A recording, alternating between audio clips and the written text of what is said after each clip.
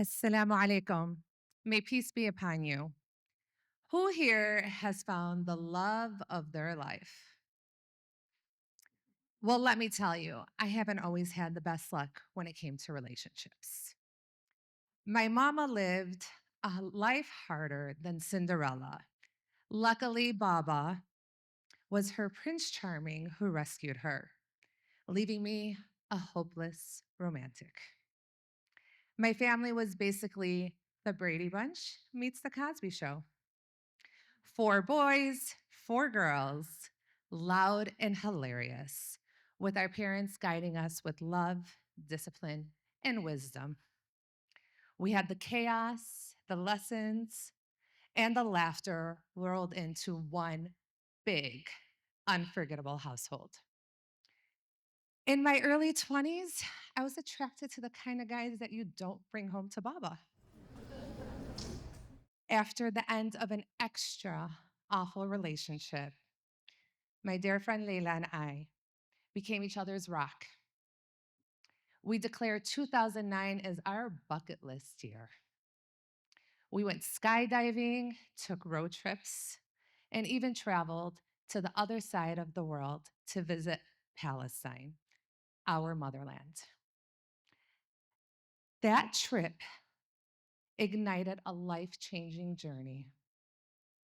During our travels, a very wise woman, Miss Gakish, said, "A college degree shows that one knows how to commit to something and complete it." That deeply resonated with me. So immediately after I returned home to the States, I enrolled in college.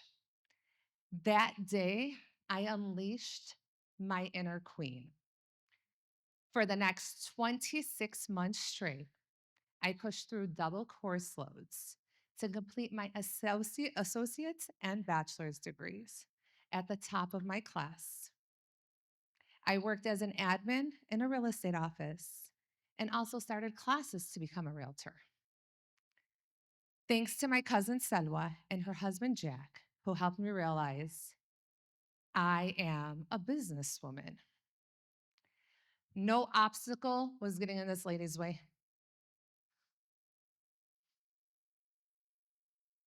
My Baba always stressed the importance of education and being able to stand on my 2 feet.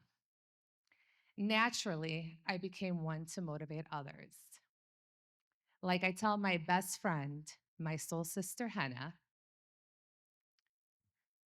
no one can make you happy but you. And I was finally starting to take my own advice. In fact, I almost missed out on meeting my husband in 2011 because I was so focused on being an independent boss lady who did not need no man. One cold January night, while at a coffee shop studying for my real estate exam, a handsome man with a gentle demeanor was sitting in front of me, and he caught my eye. When I got up for a break, I saw his headset was on the floor, and I said, "Hey, you dropped something." He said, "Oh, I was studying. I didn't notice." But when I came back inside, I noticed he was playing a video game. And I said sarcastically, looks like you're studying real hard there." And he defensively responded, saying, "I'm just taking a study break." Of course, being the diligent, not nosy person that I am, I noticed that his laptop had a piece of masking tape that said his name, Omar Farhan. So I tested to myself, Lena Farhan. I kind of like the idea of the sound of it. So I looked him up on Facebook. The only profile I found displayed a cartoon picture.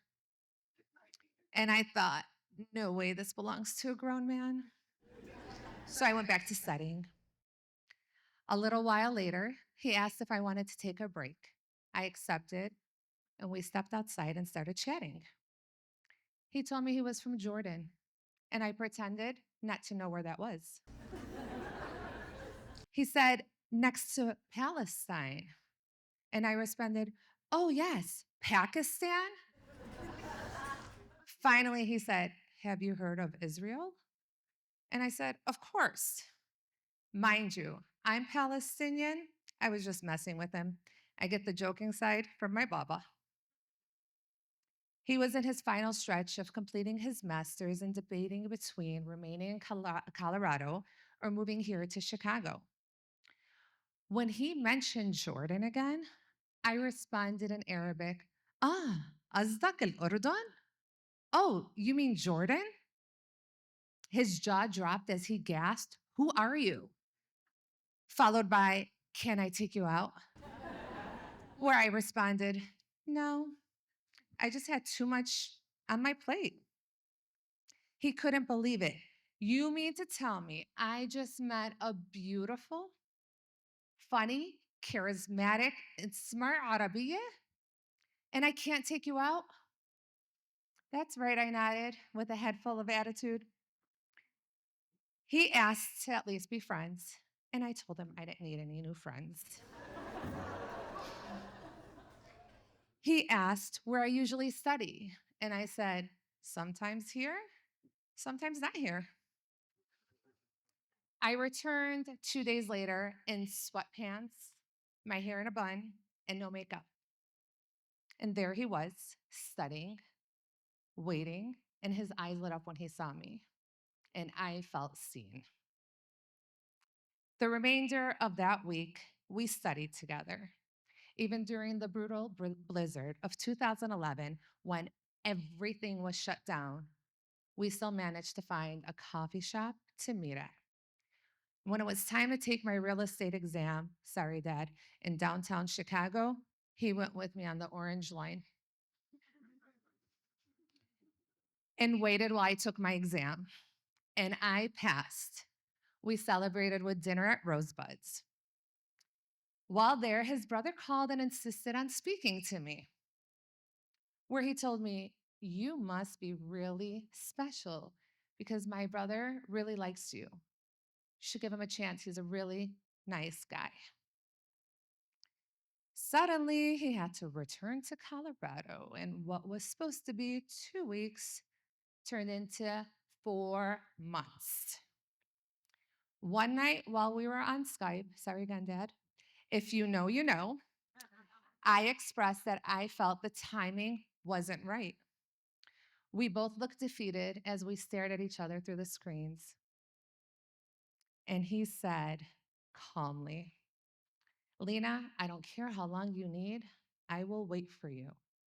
And that cracked my heart wide open. He returned in May and wanted to continue meeting up. And I told him I wanted to do things the halal way, with family involved. He said okay, and he called my baba to arrange a visit to formally meet my family. The support I have from my family is both priceless and entertaining. Like my brother Iyad was on the other side of the country for a business trip, hopped on a flight to be by my side.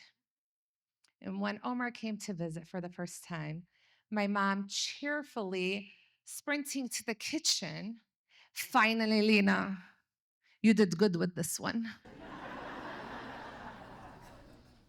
We got engaged that year, married the next, and welcomed our beautiful first child in 2013. During my first pregnancy, Omar asked me if we could name our daughter after his mama, Valentina.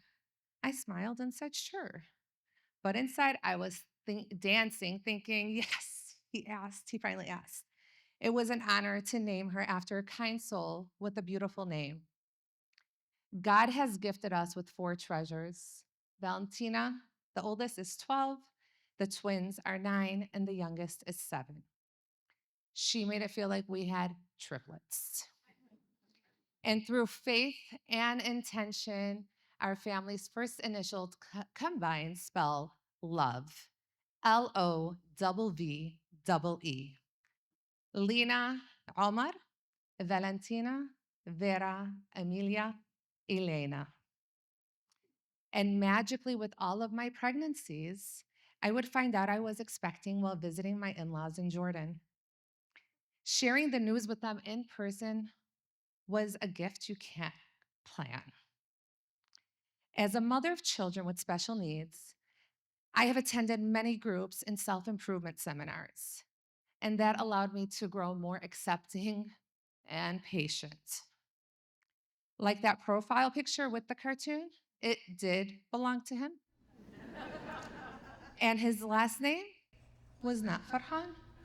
In fact, it's longer than my last name, which is 9 letters long.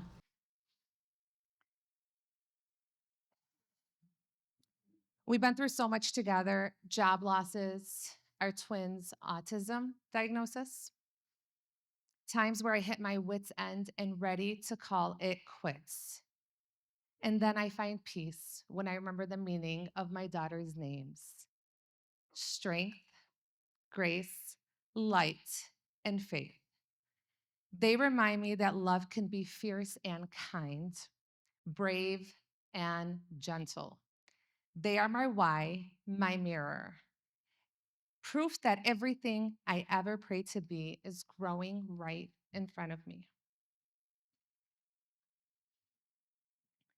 Whenever I start to feel overwhelmed or underwhelmed, I hear Hannah's voice. No one can make you happy but you. You taught me that, Lena. If you ever feel like giving up, remember your why. That spark, that joy, that light, it's still inside of you.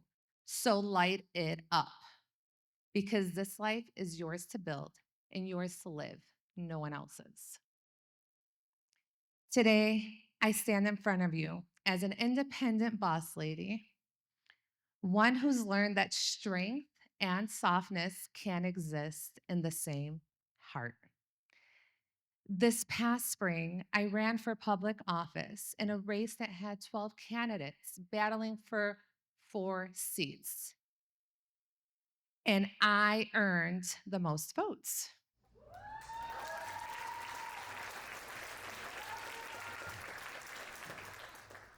I now serve my community as the youth and family chairperson, and I am proud to be the first Middle Eastern, the first Muslim, and the only female trustee of Orland Township.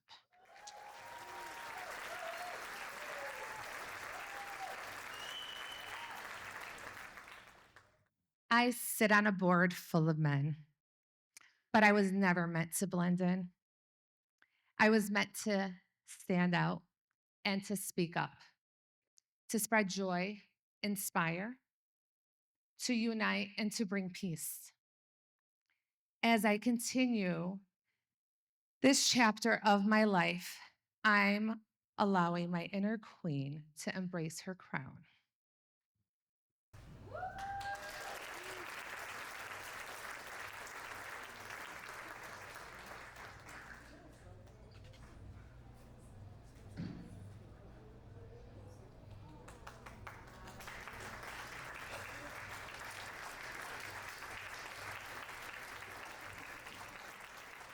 My hijab is my crown, a symbol of faith, strength, identity, peace, and love.